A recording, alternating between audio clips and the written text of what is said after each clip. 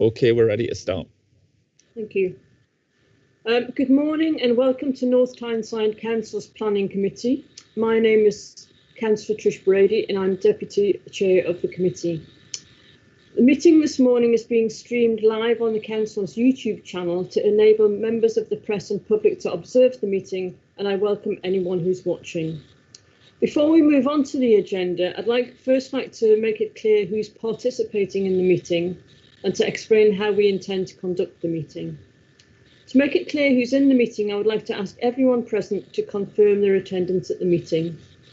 In order to do this, I shall now call out the names of the members of the committee. After I call your name, please turn on your microphone and camera and introduce yourself so that we can be sure that you can be seen and heard. Councillor Ken Barry.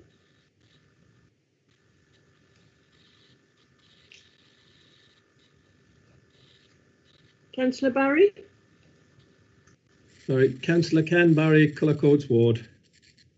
Thank you. Can you hear me? Yes, I can, thank you. Councillor Brian Burdis?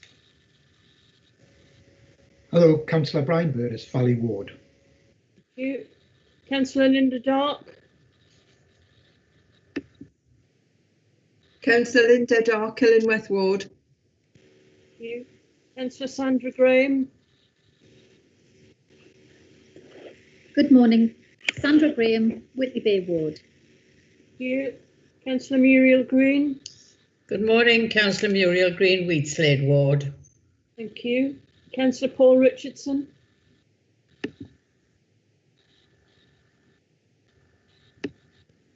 Yes, hello, good morning. Paul Richardson, Councillor for Monkston North.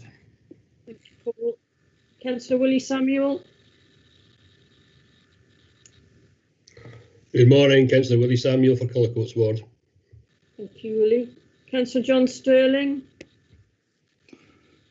Hello, Councillor John Sterling from Churton Ward. Thank you, John. Councillor Francis Wheat. Hello, I'm Frances Wheatman, Councillor for Tynemouth. Thank you. Also present online with me are the following officers, and I will invite them to introduce themselves. Officers, after I call your name, please turn on your microphone and camera and introduce yourself. Julie Lawson. Hello, I'm Julie Lawson, one of the principal officers in the planning department. Thank you, Julie. Dave McCall. Hi, I'm Dave McCall, Highways Officer. Thank you, Dave. Tessa Crowe. Good morning, I'm Tessa Crowe, Legal Advisor. And Michael Robson. Morning, everyone. Michael Robson, Clerk to the committee. Thank you. We also have other officers joining the meeting to provide technical support and cover in the event of connections being lost.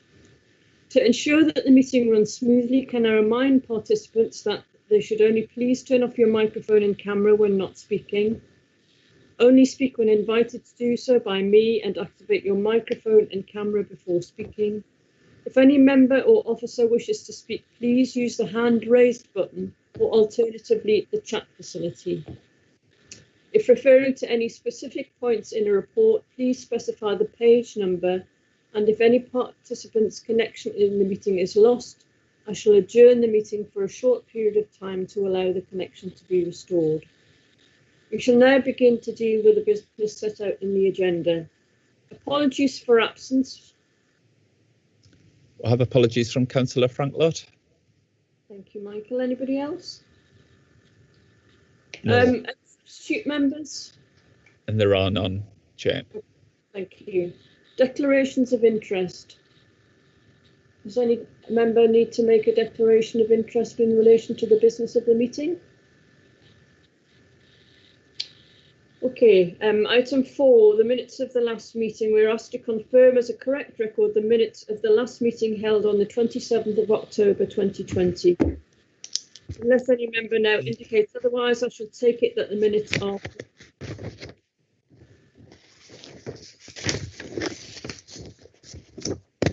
Item number 5, Planning Officers Reports, pages 11 to 15. We now move on to give consideration to the planning applications detailed in the Planning Officers Reports.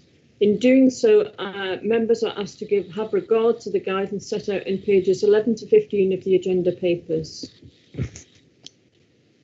Item number 6, planning application 45 Sunderland Drive. Your papers. And again, report.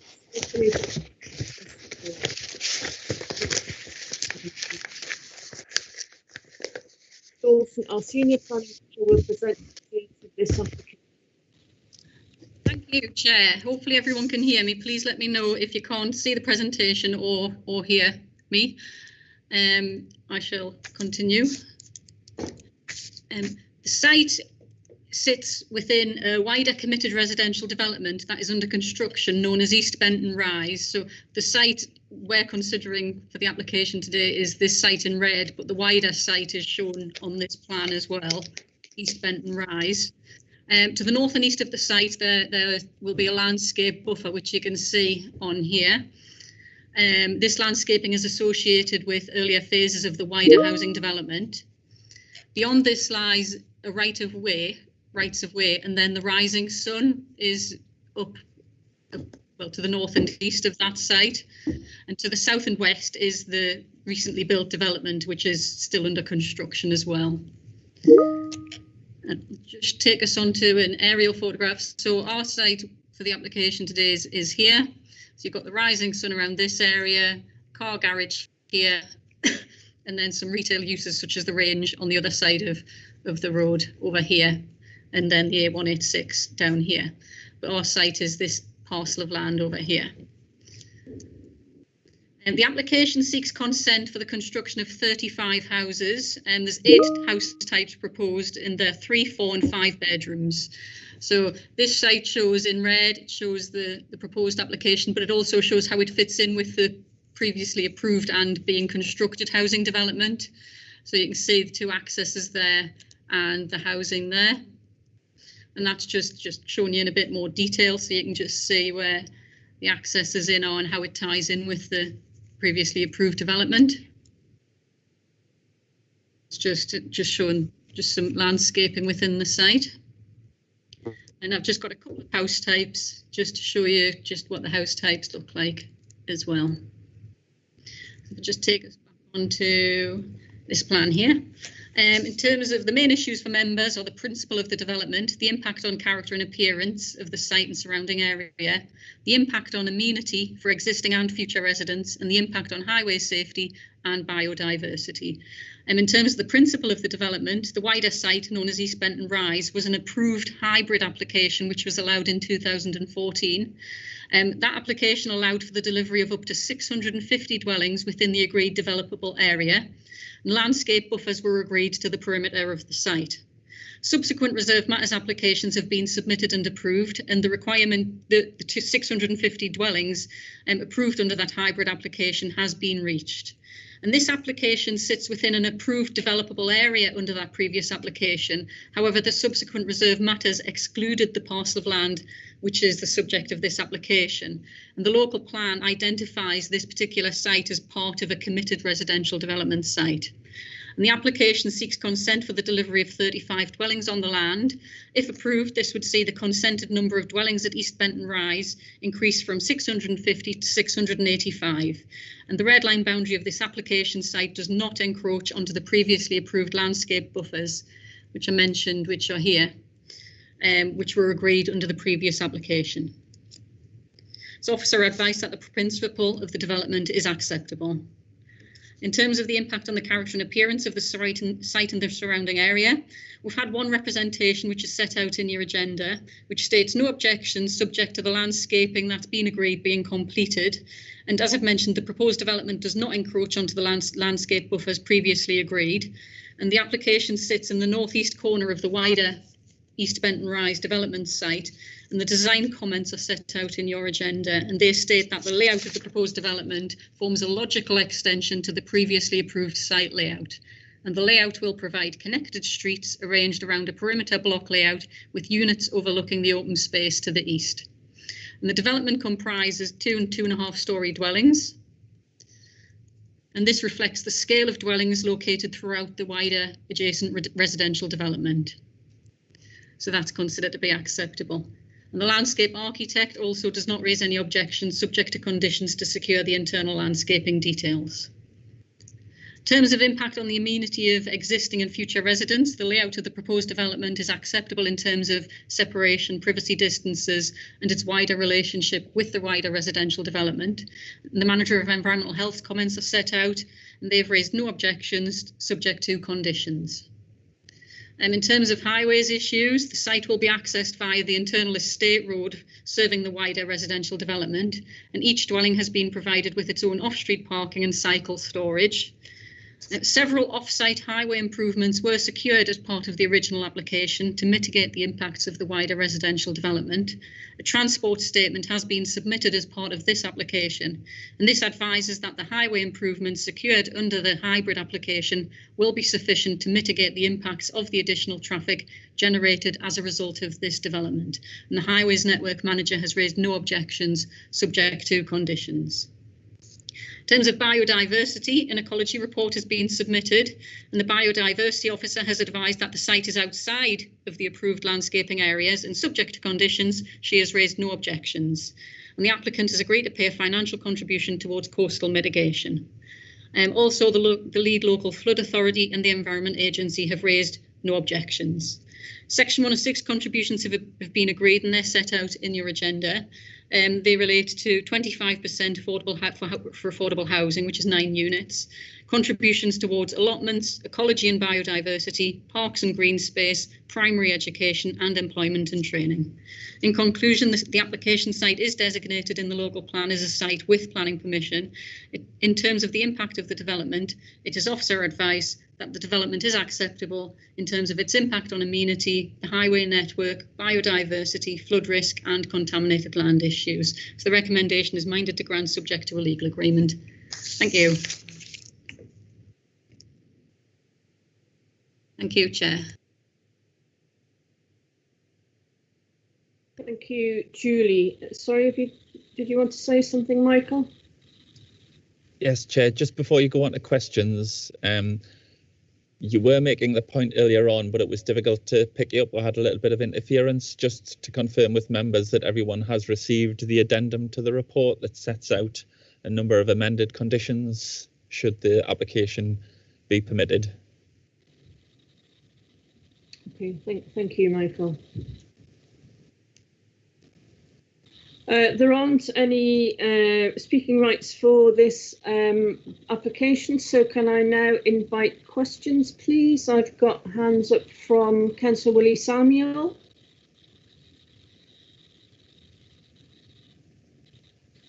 Thank you, Chair.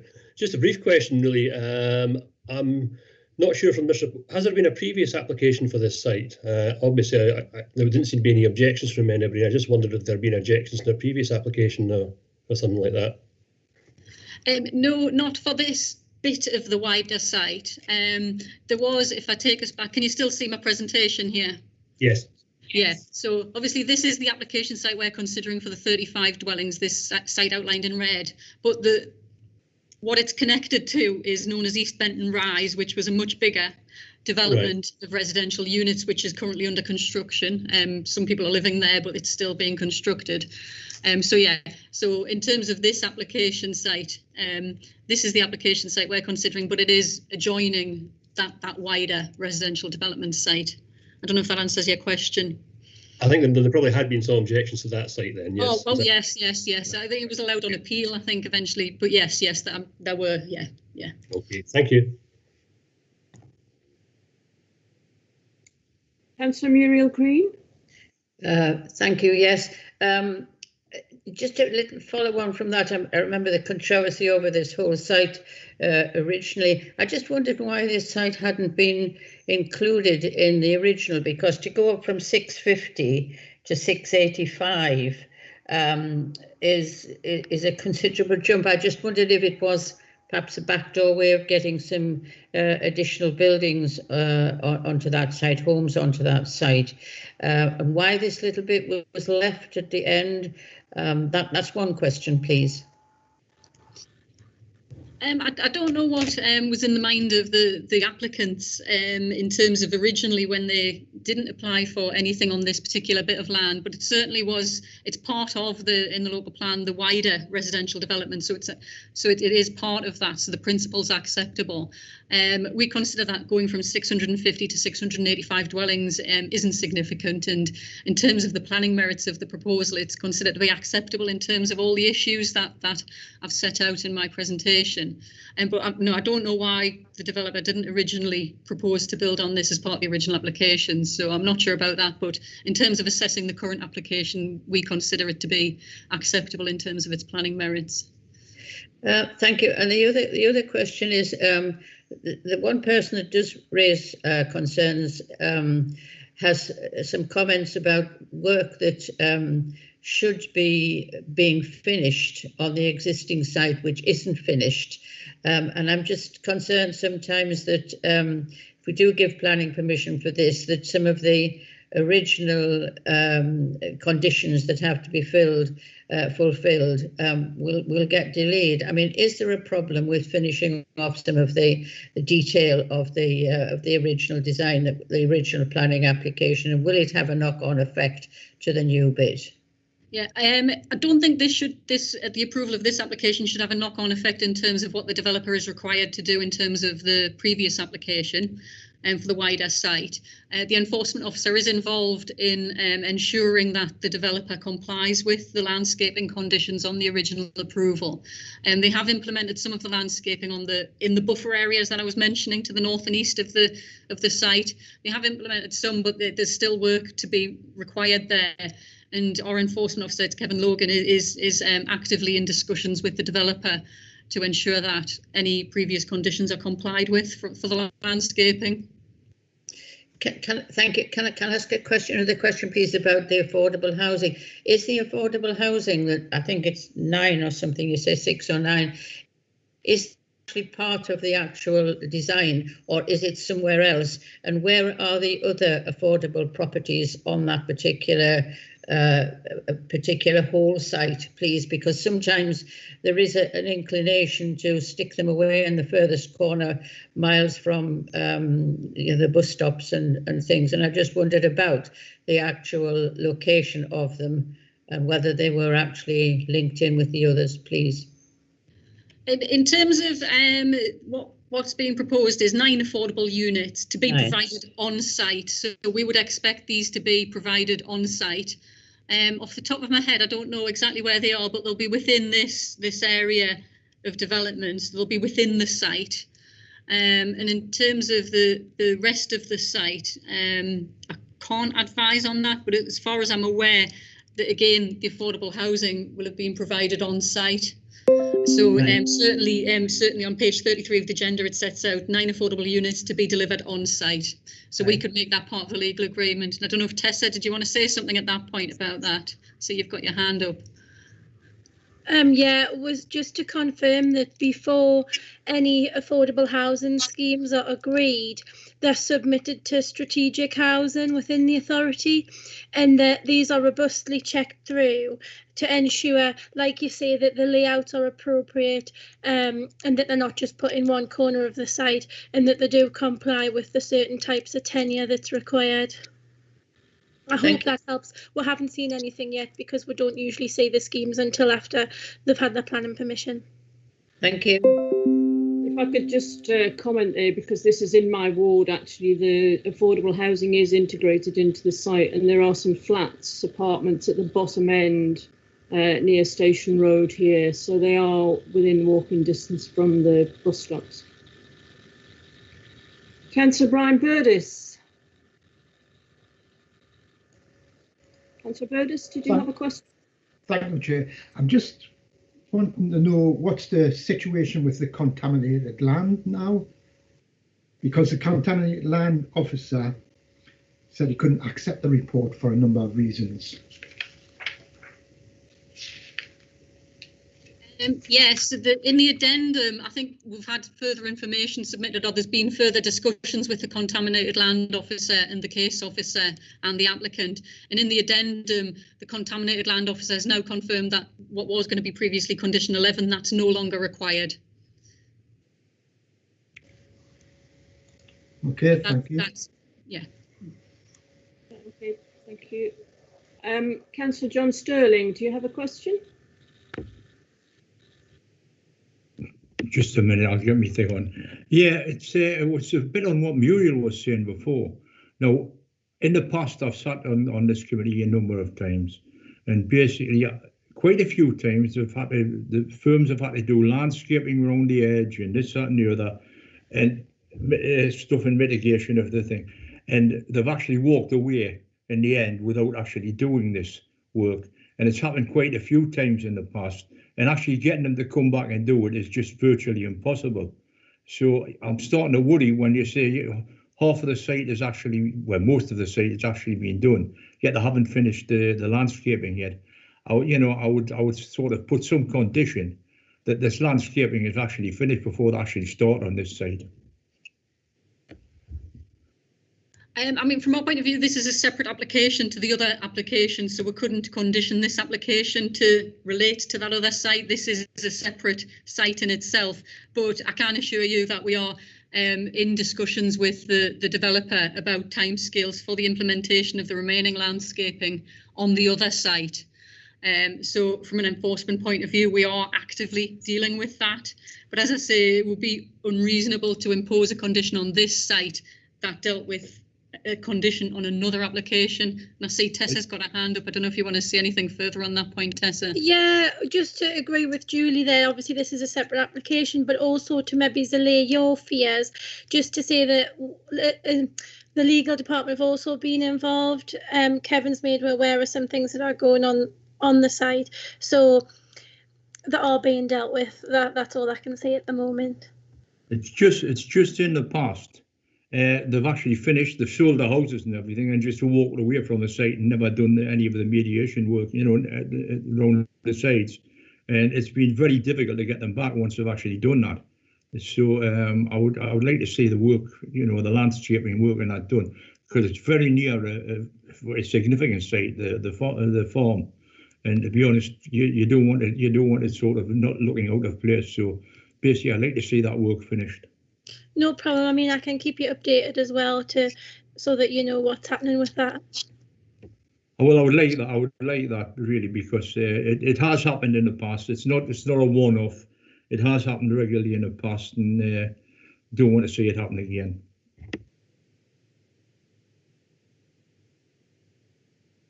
Okay, are there any other questions? I can't see any hands up at the moment.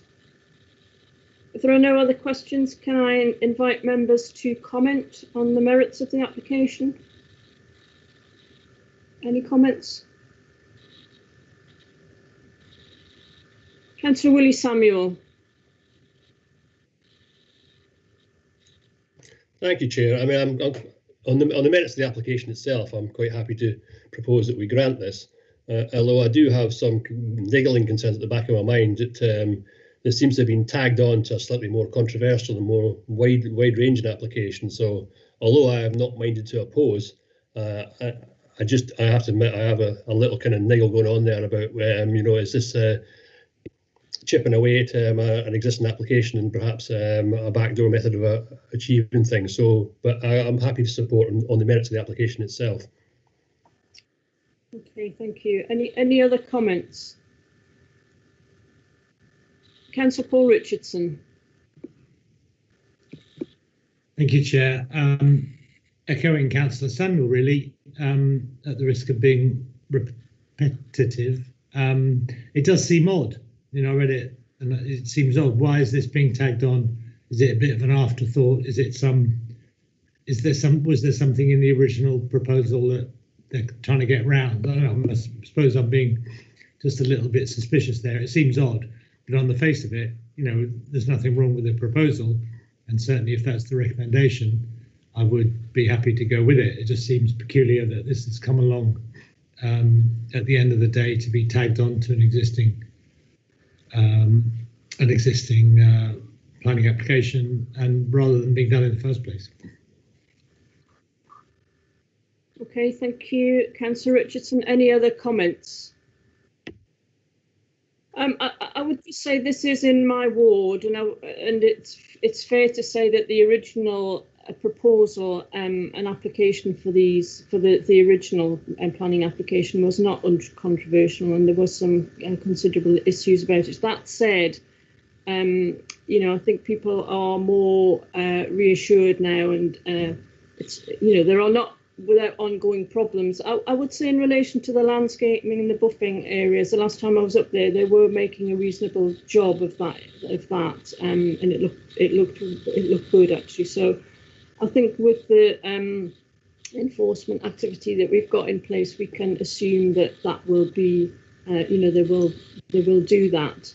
And I think it is whatever the reasons for this particular development, it is housing land within the local plan, so I think it would be expected that the developer would put this forward. So in that, because of that, I will be supporting it.